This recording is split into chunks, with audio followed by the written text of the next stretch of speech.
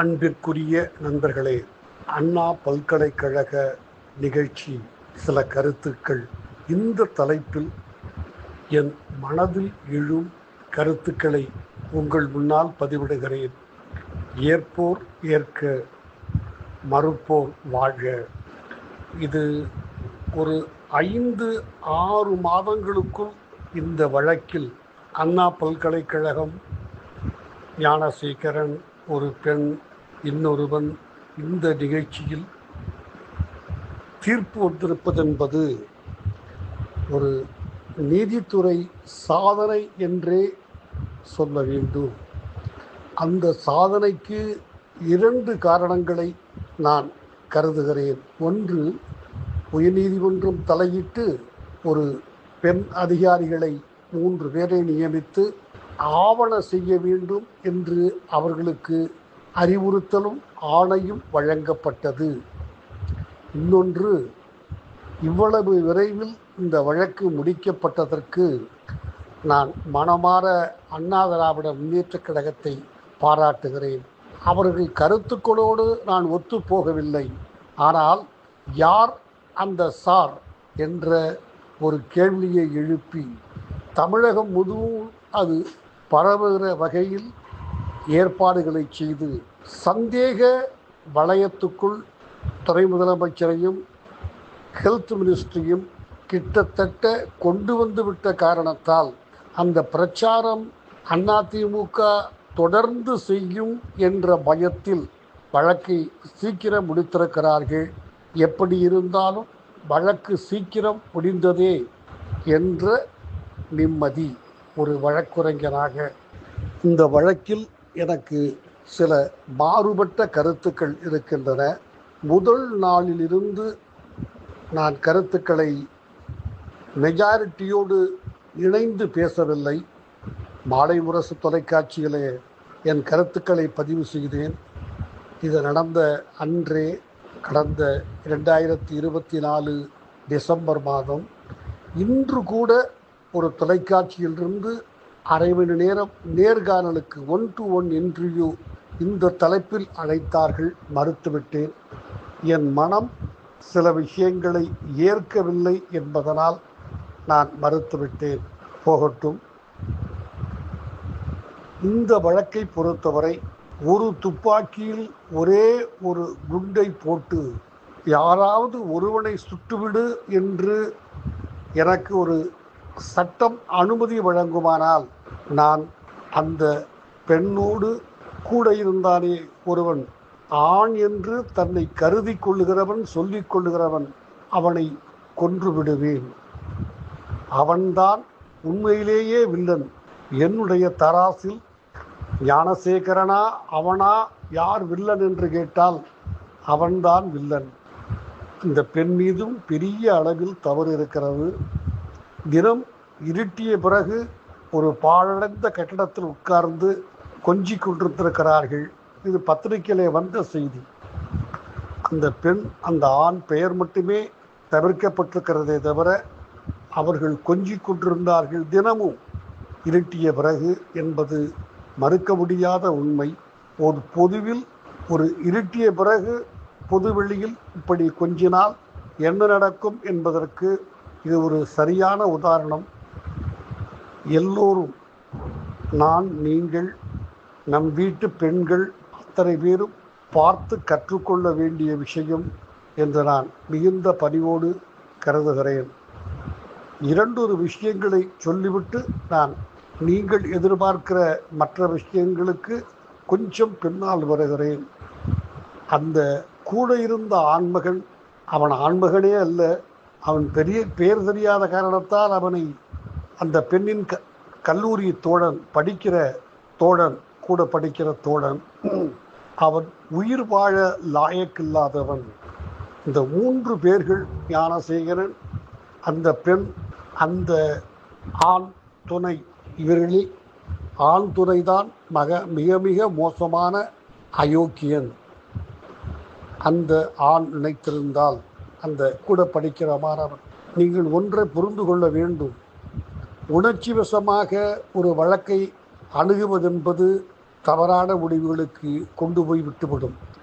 ஞானசேகரன் திமுகவாக இருக்கலாம், திமுக சிலருக்கு நெருங்கியவனாக இருந்திருக்கலாம், மறுப்பதற்கில்லை. ஆதாரங்கள் இருக்கக்கூடும். தன்னிடம் இருந்த காசால் அவன் கொள்ளையடிக்கிறவன், திருடுகிறவன். பெண்கள் விஷயத்தில் மட்டுமே அவன் அயோக்கியன் அல்ல.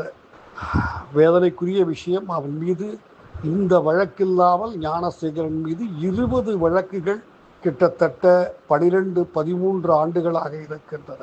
தமிழ்நாட்டில் சட்ட ஒழுங்கு எந்த ஆட்சி என்பது முக்கியமல்ல, எவ்வளவு யோக்கியமாக இருக்கிறது என்பது இதுதான் சரியான உதாரணம்.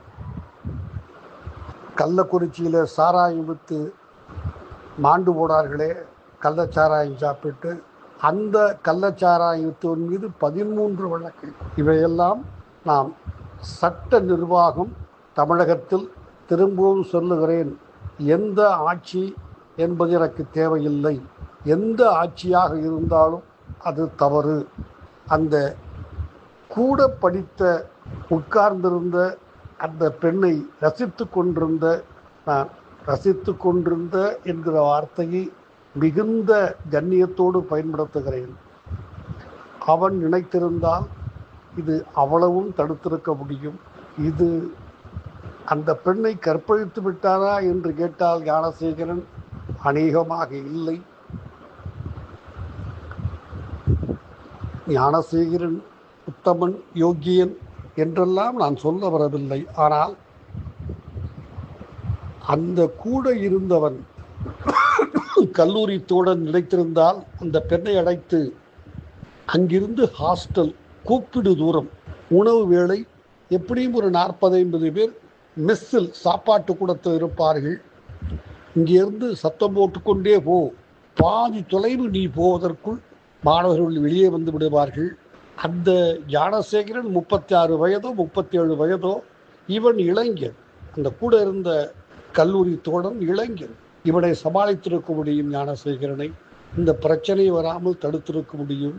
மிக குறைந்த அளவில் அந்த பெண்ணும் அந்த கூட இருந்த கல்லூரி தோழனும் 2 பேரும் ஞானசேகரன் மேலே விழுந்து கடித்திருந்தால் கூட போதும், ஞானசேகரன் அந்த இடத்தை விட்டு ஓடியிருப்பான். ஞானசேகரன் கையிலே ஆயுதம் வைத்திருந்தான், கத்தி வைத்திருந்தான், துப்பாக்கி வைத்திருந்தான், குருவாள் வைத்திருந்தான் என்றெல்லாம் செய்திகள் இல்லை நமக்கு தெரிந்தவரை.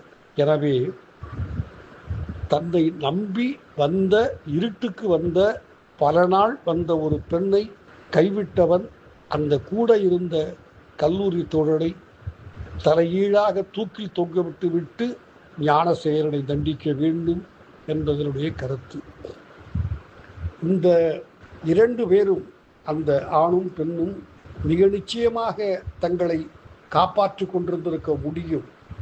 ஆனால் அவர்கள் அந்த எண்ணமே இல்லாமல் வெளியே தெரிந்தால், இப்படி நாங்கள் திறம் உட்கார்ந்து கொஞ்சிக் கொண்டிருக்கிறோம் என்று வெளியே தெரிந்தால் வெளிநாட்டில் சொகுசு வேலை கிடைக்கிற வாய்ப்பை இழந்து விடுவோம் என்கிற அச்சம் 2 பேருக்கும், அந்த பெண்ணுக்கும் கூட இருந்து கொஞ்சிய ஆணுக்கும். எனவே அந்த 2 பேரும் தங்கள் எதிர்கால கனவுகளை, சொகுசு ட்ரீம்ஸ், கலர்ஃபுல் கனவுகளை காப்பாற்றிக் கொள்ள வேண்டும் என்பதற்காக அந்த கூட இருந்தவன் ஓடிவிட்டான்.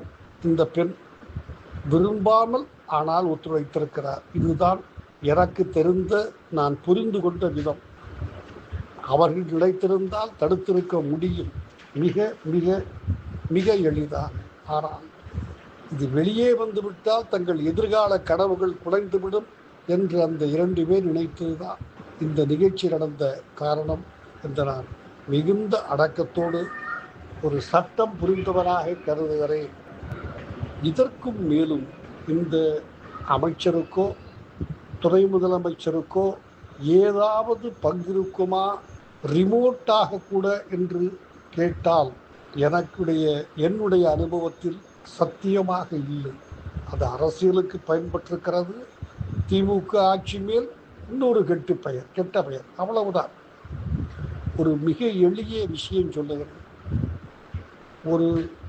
ஒரு வேளை அந்த அமைச்சருக்கோ துணை முதலமைச்சருக்கோ இதில் தொடர்பு இருக்கும். இந்த விஷயத்தில், இந்த பெண்ணை பற்றிய விஷயத்தில் தொடர்பு இருந்திருக்குமானால் ஞானசேகரனோடு அவர்களுக்கு தொடர்பு இருந்திருக்கலாம்.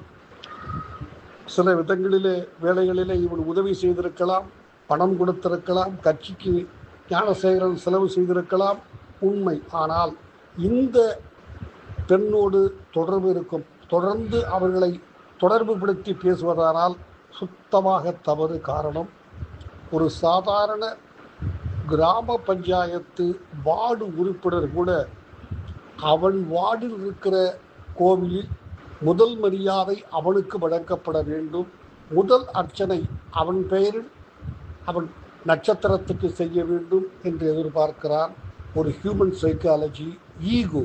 இந்த பின்னணியில் ஒருவேளை இந்த பெண் அமைச்சருக்கு, துணை முதலமைச்சருக்கு ஏற்பாடு செய்கிற முஸ்தீபுகள் இருந்திருக்குமானால் மிக நிச்சயமாக ஞானசேகரன் கொண்டு போய் அங்கே விட்டிருப்பானே தவிர தான் கனியை சுவைத்துவிட்டு அந்த கனியை ஒரு அமைச்சரோ துணை முதலமைச்சரோ ஏற்றுக்கொள்ள மாட்டார்கள். இது ஒரு அடிப்படை விதி, ஹியூமன் சைக்காலஜி, ஈகோ.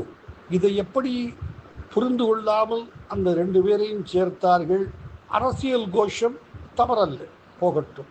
ஆனால் அவர்களுக்கு இதில் சம்பந்தமில்லை என்று நான் மனமாற கருதுகிறேன். இந்த வழக்கென்பது முதலில் அந்த கல்லூரியில் படிக்கிற ஆணின் தோல்வி. நினைத்து விடுங்கள், அவன் ஆணே இல்லை.